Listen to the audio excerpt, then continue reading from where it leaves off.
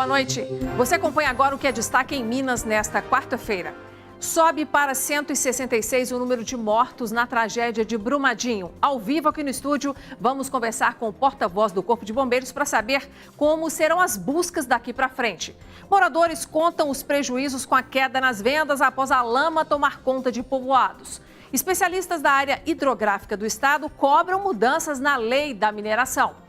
No futebol, o Atlético passa com aflição pelo Danúbio e segue na Libertadores. O governo de Minas coloca à venda o primeiro avião da frota estadual e esse é um dos assuntos do nosso comentarista Orion Teixeira. BH está pronta para o carnaval. Neste ano, os drones serão usados na segurança dos foliões e haverá também delegacia móvel para crimes contra a mulher. Essas e outras notícias a partir de agora.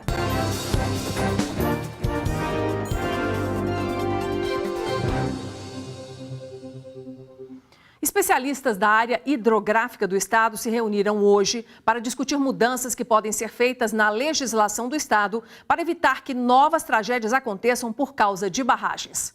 O Fórum Mineiro de Bacias Hidrográficas de Minas Gerais congrega os 36 comitês de bacias do estado. Hoje foram discutidas questões principalmente para evitar novas tragédias envolvendo barragens. Esses órgãos eles estão com deficiência de pessoal.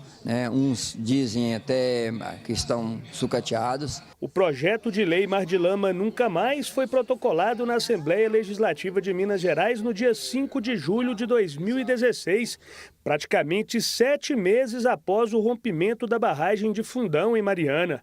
Pouco mais de 3 anos depois daquela tragédia, o mundo chorava os mortos pelo rompimento da barragem de Brumadinho. Essas vidas não precisavam ter sido perdidas. O rio Paraupeba e a captação da Copasa não precisaria ter sido perdido se realmente todos os envolvidos nisso, de anos para agora, tivessem realmente feito o que tinha que ser feito. Um dos destaques do projeto Mar de Lama Nunca Mais é que as mineradoras adotem tecnologia de ponta para a disposição de rejeitos, garantindo então mais segurança aos empreendimentos. O setor econômico e o Estado continuam vendo somente o interesse econômico da mineração, porque o descomissionamento seria um processo que, sendo feito da forma adequada, seria muito mais rápido e garantiria a segurança. Não, eles continuam pensando em aproveitar rejeito de barragens a montante, mesmo sabendo que já houve esses 2 rompimentos graves. Durante a reunião, ao 12h28, horário em que a barragem do Córrego do Feijão se rompeu, houve um apitaço para simbolizar as sirenes de alerta que não foram acionadas no dia da tragédia.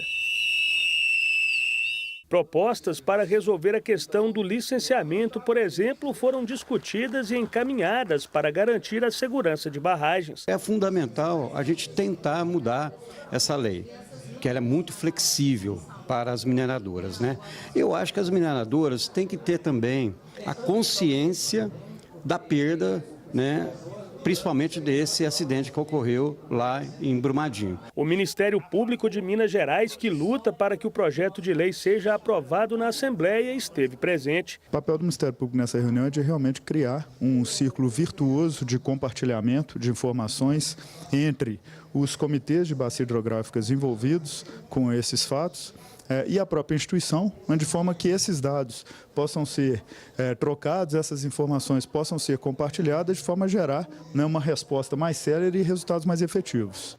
Nós entramos em contato com a Assembleia Legislativa para saber sobre o andamento do projeto Mar de Lama Nunca Mais. Até agora, o documento só passou pela análise de uma comissão. A próxima será de administração pública, mas não tem sequer uma data para ele chegar lá. E lá se vão, gente, 2 anos e meio com o texto de nova legislação que pode endurecer muito a cobrança em cima das mineradoras, simplesmente parado. E após 20 dias do rompimento da barragem do Córrego do Feijão, comerciantes de Brumadinho lamentam a queda nas vendas. Ruas quase desertas, comércio fechado. Os moradores do Córrego do Feijão temem pelo futuro. Larissa mostra o lava-jato, única renda da família, vazio. O movimento acabou há quase 20 dias com o rompimento da barragem. A gente tirava R$20 mil por mês aqui e ficamos sem a nossa fonte de renda. Rangel mostra a mercadoria da lanchonete e da padaria que não dá para ser usada. Os clientes desapareceram depois da tragédia e não há como abrir o comércio porque a rua está com acesso restrito por causa das buscas. A rua no qual é o meu estabelecimento é onde estão os helicópteros. Então a gente está convivendo aqui com o carro da polícia, com os carros dos bombeiros, helicóptero o dia todo. A gente tinha boleta para pagar toda semana, boleta mais de R$1.000 por semana. As boletas estão tudo paradas. Os acessos para chegar a Brumadinho estão bloqueados pela lama. Este, que passa dentro de um terreno da Vale, é uma das únicas opções. A passagem só é permitida desse ponto para frente para veículos como aquele que tem um documento, tem uma placa na frente escrito que o acesso é permitido. Moradores da região, como o senhor Gilcélio, não conseguem passar. O senhor chega aqui e eles falam o quê? Você viu aí, né? Não passa. Simplesmente não passa. Seu Gilcélio foi barrado. A obra que ele trabalha como pedreiro está do outro lado. Eu estou perdendo um valor de R$130 por dia por não ter acesso a Brumadinho, porque não tem placa no carro autorizado para poder chegar à cidade de Brumadinho. Olha, nós perguntamos à Vale como são dadas as autorizações para cruzar essa estrada interna, mas ainda não tivemos retorno. Moradores de Brumadinho fizeram um protesto hoje de manhã.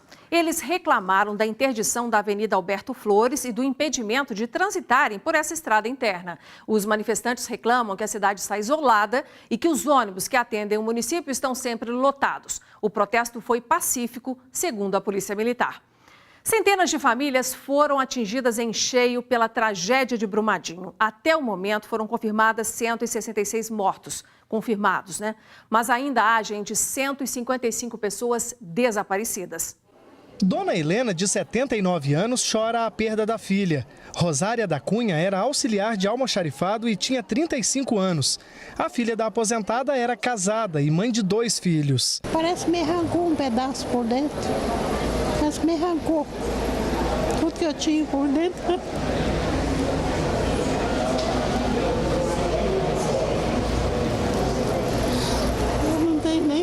Nem força para falar. O corpo da filha dela até hoje não foi encontrado e é na fé que a aposentada busca forças para passar por este momento. Outra família que procura amparo no acolhimento da igreja é a do seu Mário. Ele perdeu um filho de 29 anos que era mecânico da Vale. A dor não acaba, né? Porque não é normal o pai enterrar um filho, não nessa idade, com 29 anos, preparando com todos os sonhos. A dor não passa, só que vai se amenizando com o conforto que a gente tem de saber que está bem nos braços de Nossa Senhora, nossa mãezinha querida. As forças de segurança garantem que os trabalhos de resgate das vítimas não têm dia para terminar e que continuará a ser feito na área atingida pela lama da mina da barragem da Vale. Nós vamos agora conversar com o porta-voz do Corpo de Bombeiros, Pedro Ayrara. Boa noite, tenente. Mais uma vez, obrigada pela presença aqui no jornal. Boa noite, Inácio. Boa noite a todos os telespectadores. Tenente, pela primeira vez, então, depois da barragem ser rompida, o senhor está aqui. Eu quero dar os parabéns ao senhor e a toda a equipe pelo trabalho incansável, viu? Incrível que a gente está acompanhando. A gente agradece a confiança, né? Continuamos incansavelmente lá. É uma operação bastante difícil, bastante desafiadora, mas que a população que nos assiste possa ter certeza que enquanto houver corpos nesse local, nós estaremos trabalhando lá. A gente só vai terminar a operação quando a gente ou resgatar todos os corpos ou quando for impossível do ponto de vista fático, né, a gente recuperar mais algum corpo. Tenente, quantos especialistas estão trabalhando lá hoje nas buscas? Olha, de bombeiros nós temos cerca de 350 bombeiros, desde bombeiros militares aqui de Minas Gerais até bombeiros militares de outros estados e também homens da Força Nacional. E qual que é a chance de mais corpos serem realmente encontrados daqui para frente? Nessa fase da operação, a gente entra numa característica mais complexa de trabalho. Os corpos que eles estavam em patamares, em camadas superiores, superficiais da lama, eles já foram retirados. Agora são corpos que estão em profundidades, né, mais altas, a gente precisa fazer uma escavação, uma estabilização desse terreno, então demanda mais tempo. Só que a gente, né, já fez alguns acessos bem importantes, já localizamos, né, tanto mais corpos quanto mais segmentos corpóreos e a gente a cada dia rediscute a nossa estratégia de busca. Agora a gente está trabalhando em 7 frentes paralelas e o nosso objetivo agora é ir eliminando os quadrantes. Nós dividimos toda a área inundada em 44 quadrantes e aí com essa concentração em frentes, a gente vai vistoriando completamente um quadrante e vai eliminando esse quadrante, diminuindo a área de busca. Além disso, em locais em que a lama está muito profunda, a gente está utilizando maquinário pesado, retirando essa lama do local, espalhando ela em outro local para verificá-la completamente e a gente consegue diminuir a profundidade e fazer esse tipo de acesso. Agora, se cair mais chuva nos próximos dias, como está previsto, isso pode meio que haver um retrocesso aí no processo de trabalho? A lama ela acaba demandando, a chuva ela acaba atrasando um pouco o nosso serviço, porque ela torna a lama, né, mais maleável. Então a utilização de maquinário pesado, por exemplo, com a chuva, às vezes fica um pouco complicada pela questão da lama estar muito mole e o maquinário não conseguir se estabelecer nesse local. Mas aí nos momentos de chuva a gente está direcionando as nossas equipes para outros locais que não são tão afetados pela chuva, para que as buscas elas não parem, elas sejam somente realocadas nos momentos de chuva. Agora, Tenente, eu quero falar daquelas duas barragens que tiveram aquele alerta na sexta-feira da semana passada, Barão de Cocais e Itatiaia-Sul, na região central de Minas, sendo a de Barão de Cocais da Vale e a de Itatiaia-Sul da ArcelorMittal. Qual que é a situação hoje? As pessoas continuam fora de casa? As pessoas elas continuam, né, fora de casa, todas elas já estão abrigadas em hotéis, em estabelecimentos, né, da região e nós continuamos fazendo monitoramento juntamente com a Defesa Civil das condições, né, de estabilidade dessa barragem. Toda a atenção na condição de monitoramento ela está sendo dada não só por especialistas da própria empresa, mas também da Defesa Civil do Corpo de Bombeiros. E também nós temos planos prontos para atuar em caso de uma necessidade de um eventual rompimento. Mas a situação nesse momento, né, ela está segura e está sendo monitorada pelas equipes. Tenente, uma última pergunta rapidinho. Aquela lama toda que a gente vê aí ter mudado a paisagem de Brumadinho, ela vai sair dali literalmente, ela vai ser retirada por caminhões ou a população vai continuar convivendo com isso ali pelos próximos anos? Essa discussão, né, do plano de manejo desse rejeito, né, como que vai acontecer, isso ainda está em fase que está sendo diligenciado. Mas nesse momento, nosso foco é realmente nas ações de resgate e busca e num segundo momento que a gente vai discutir se vai ou não retirar a lama daquele local. A gente aguarda então as informações. Obrigada mais uma vez pela presença aqui e boa sorte ali e afinco naquele tratamento ali da busca dos corpos, porque ainda vai continuar a ser difícil. A gente agradece muito a confiança, as manifestações de carinho e apoio de toda a nossa população e continuaremos incansavelmente. Muito obrigado. Obrigada, viu, Tenente, mais uma vez. Bom, gente, vocês vão ver a seguir que o governo de Minas coloca à venda um avião do Estado por mais de R$2 milhões.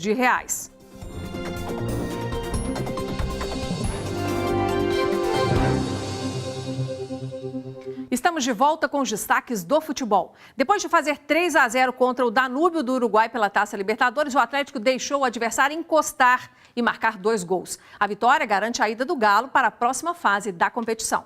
O Galo fez um primeiro tempo quase perfeito. Aos 14 minutos, depois da tentativa de longe do Casares, Luan aproveitou a sobra do goleirão e abriu o placar.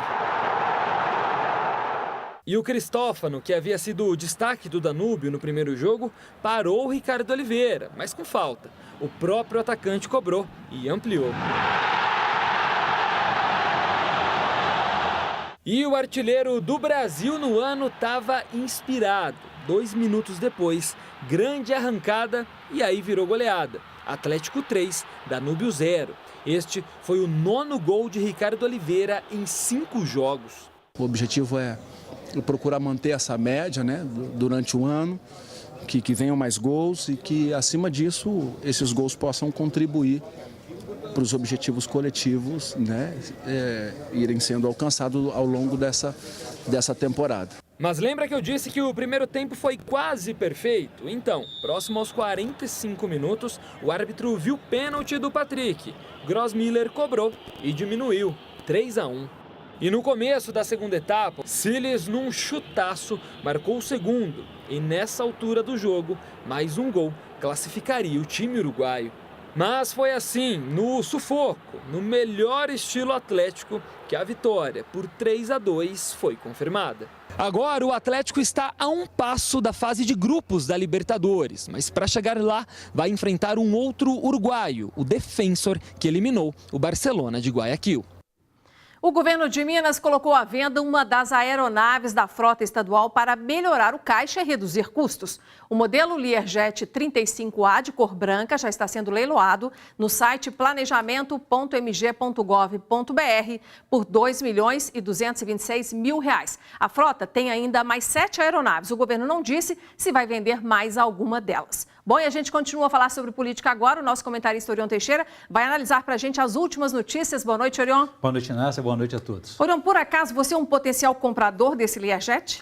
Não tem essa bala na agulha, Inácia, mas acho que o governador deveria até repensar essa sua intenção de vender todas as aeronaves do governo, como ele próprio reconheceu ao fazer a primeira viagem a Brasília, que ficou mais barato do que usar voos comerciais. Além disso, imagine você em situações de manifestações, o governador recebendo protestos em salas de aeroportos. Não será fácil. Conferir se vai vender e por quanto, né? Bom, gente, e outro assunto. Nessa terça-feira foi realizada uma reunião do governador Romeu Zema, do Partido Novo, com os deputados federais que atuam na bancada mineira em Brasília. Zema dizendo aí que pretende derrubar um decreto do ex-governador Fernando Pimentel, publicado em 2017, que autoriza o Estado a reter os repasses obrigatórios aos municípios. Esse foi um dos assuntos. Em fevereiro, os repasses, para vocês terem uma ideia, estão em dia. Mas de janeiro aí resta um atraso de R$1 bilhão. Nessa reunião com os deputados, Zema também pediu que eles ajudem a pressionar o governo federal pela renegociação da dívida. Orion, vamos dividir então esse assunto aí em dois momentos. Qual que é a chance do governador Romeu Zema conseguir colocar esse atraso de janeiro aí de R$1 bilhão em dia com as prefeituras? Isso, Inácio, vai depender de um parcelamento, talvez de 5 meses. 5 meses ele está participando de um acordo de conciliação com os municípios por meio do judiciário estadual. Em relação aí à derrubada do decreto, ele admitiu isso atendendo um apelo dos deputados federais que levaram a reivindicação da Associação Mineira dos Municípios para derrubar esse decreto. Com essa derrubada, o dinheiro passa diretamente da arrecadação dos bancos para os municípios, em vez de passear pelos cofres do Estado e sair de lá apenas quando o governador quiser devolvê-lo ao respectivo dono, que é o município. E rapidinho, sobre a renegociação da dívida, que ajuda que os deputados federais podem dar nesse momento? Olha, a renegociação ela é essencialmente técnica, e são R$90 bilhões, mas a política pode agilizar. Deputados federais e senadores mineiros, eles têm trânsito em Brasília, conversam diariamente com ministros e outros membros do governo federal. E demonstrar, então, união e defesa, nesse momento, é muito importante para Minas. Tá certo. O nosso próximo assunto é sobre a tragédia de Brumadinho, que já está sendo investigada pela Polícia Federal, pela Civil e também pelo Ministério Público. Mas 3 CPIs também deverão apurar o que aconteceu lá na mina do Córrego do Feijão, que pertence à Vale. No Senado, a Comissão Parlamentar de Inquérito já está criada. Na Câmara, ela já foi anunciada pelo presidente Rodrigo Maia do DEM. E existe uma chance das 2 CPIs se juntarem em uma comissão mista. Já que na Assembleia, não existe um calendário definido para a formalização da CPI, que vai investigar o rompimento da mina da Vale. Orion, qual que é a vantagem da gente ter 3 CPIs? Olha, é importante investigar em todas as esferas, mas em Brasília, 2 CPIs, eu acho que foi um pouco de exagero, faltou bom senso, porque essas 2 CPIs tendem a concorrer entre si ou até divergir. Então, agora, no caso de Minas Gerais aqui, não andou um passo sequer o pedido de instalação dessa CPI. Depende do presidente da Assembleia, Agostinho Patrus, que está sintonizado politicamente com o governador Romeu Zema, que considerou que foi um incidente e que a Vale estaria fazendo de tudo. Mas não é o que pensa o Procurador-Geral de Justiça, que vê que a boa vontade da Vale não é a mesma na mesa de negociação. Tá certo, Orion, a gente vai acompanhar esse assunto também. Agora, trazendo um último para vocês, a Secretaria de Estado da Saúde continua a ser comandada pelo interino José Fará Júnior, porque o titular Wagner Eduardo Ferreira, segundo o governo de Minas, continua em licença médica. A posição de Fará ficou delicada depois que uma mensagem de áudio na qual ele duvidava da competência de Romeu Zema de gerir o Estado vazou nas redes sociais. Fará se explicou por meio de uma nota que, quando fez esse comentário, não conhecia Romeu Zema e que ele é um excelente gestor. Orion, qual que é a chance do interino continuar? Muito pequena, Inácia, porque o governador já está fazendo um processo seletivo para trocar o comando nesta pasta por 2 razões. A pessoal, o atual secretário Wagner não pretende continuar no cargo. E a política, porque vazou esse áudio aí em que Fará dizia que questionava a competência de Zema durante a campanha eleitoral. Ele já se desculpou, mas na política a repercussão dos fatos costuma ser assim imperdoável, né? Saia justa danada essa, né? Orion, obrigada por hoje, até semana que vem. Até semana que vem. Boa noite. Bom, e vocês vão ver a seguir que BH está pronta para o carnaval. Neste ano, drones serão usados na segurança dos foliões e haverá também uma delegacia móvel para crimes contra a mulher.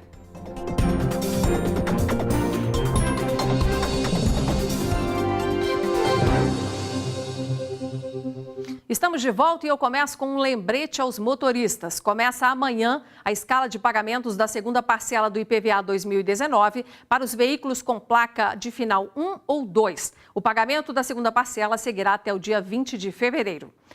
Contagem regressiva para a folia aqui em Belo Horizonte. Mais de 4,5 milhões de pessoas devem pular o carnaval aqui na cidade. Já tem programação oficial a partir deste sábado, gente. E entre as medidas de segurança estão o uso de drones e uma delegacia móvel para atender as mulheres. E no transporte, haverá 2 linhas de ônibus para levar foliões da região central aos blocos de bairro. Esta turma se reuniu para acertar os últimos detalhes da fantasia de carnaval. Por aqui já está tudo praticamente pronto. A gente olha em quais bloquinhos a gente pretende sair, pensa numa fantasia. A gente está sempre procurando algo novo para criar, estamos sempre olhando de olho nos Instagrams para ver o que está bombando. Há 2 anos, os amigos trocaram as viagens pela festa em BH. Só que desta vez, além da folia, eles vão aproveitar para ganhar uma renda extra com a venda de fantasias e adereços de cabeça. A gente se diverte fazendo porque é o que a gente gosta, né? A gente já trabalha com isso, trabalhamos com crianças, com eventos, então isso faz muito parte do nosso cotidiano mesmo. Ainda faltam algumas semanas para o feriado de carnaval, mas em Belo Horizonte a programação oficial começa no próximo sábado, dia 16 de fevereiro. A capital mineira entrou para a rota das maiores festas do país. Este ano são esperadas 4.600.000 pessoas, um público 20% maior do que em 2018. Representantes da Prefeitura, Belotur, órgãos de segurança, bombeiros e defesa civil se uniram para montar um esquema especial para este ano. Os detalhes da festa foram divulgados em uma entrevista coletiva. O prefeito Alexandre Calil destacou a importância do carnaval para a cidade e também falou sobre o rompimento da barragem em Brumadinho, na região metropolitana da capital. O carnaval não será o mesmo dos anos anteriores. Ele será muito maior e muito triste. Acontece que o carnaval se tornou um evento da cidade e a vida tem que seguir no seu fluxo, por mais dolorido que esteja. Na programação do carnaval estão 600 atrações, como blocos de rua, shows, desfiles de escolas de samba e blocos caricatos. A festa contará com o patrocínio de R$12.800.000. Segundo a Belotur, em 2019, há mais investimento em infraestrutura. A gente vem planejando e executar uma estrutura bem maior do que o ano anterior, né, tanto no número de banheiros químicos, né, e todas as outras estruturas. Teremos 8 palcos espalhados pela cidade, né, o desfile das escolas de samba, dos blocos caricatos, também com a estrutura bem melhor para 2019. A expectativa é a melhor possível. Temos certeza da entrega do melhor carnaval do país em 2019. 515 blocos foram cadastrados pela Prefeitura para desfilar em vários pontos da cidade. São 100 a mais que em 2018. Por segurança, não será permitida a passagem dos blocos por cima de viadutos ou em túneis. A BH Trans também vai fazer um esquema especial para o trânsito. O transporte público será reforçado. Para que aquele cidadão que precisa se deslocar na cidade saiba onde tem o ponto de ônibus e onde a linha passa. Particularmente no centro, nós temos as 2 linhas do folio ônibus que vai ajudar o deslocamento do folião, ligando a ele aos principais blocos. A outra questão é o trânsito. E no trânsito nós temos uma grande preocupação, que é o acesso às áreas hospitalares. Então nós estamos garantindo a contorno como uma grande rota de acesso às áreas hospitalares e em cada hospital uma rota específica. O Centro Integrado de Operações de Belo Horizonte preparou um esquema de segurança para o período, com cerca de 3.800 homens da Guarda Municipal e 8.500 policiais militares. As equipes vão contar com a tecnologia para ajudar no trabalho. O uso de drones, a inovação este ano, ano passado não existia, e mais de 30 policiais já capacitados para utilizar o drone como plataforma de observação, de forma que a tropa será mobilizada em tempo real de acordo com a evolução do público e também pegando informações de ação de infratores, aglomerações dispersas, de forma que a Polícia Militar possa antever qualquer adversidade no que tange a aglomeração de pessoas. Outra preocupação é com a segurança das mulheres. Uma delegacia móvel de atendimento na delegacia de mulheres, para que o fluxo seja mais rápido, de forma que a Polícia Militar também possa ser liberada mais rapidamente e possa continuar seu trabalho preventivo. Olha, os grandes avanços para o carnaval deste ano, então, são esse aumento na segurança e também na mobilidade para os foliões. A conferir, tomara que tudo isso aconteça. Querendo rever o nosso jornal, acessa lá youtube.com/tvbandminas. Nós voltamos amanhã. Obrigada pela sua audiência e boa noite.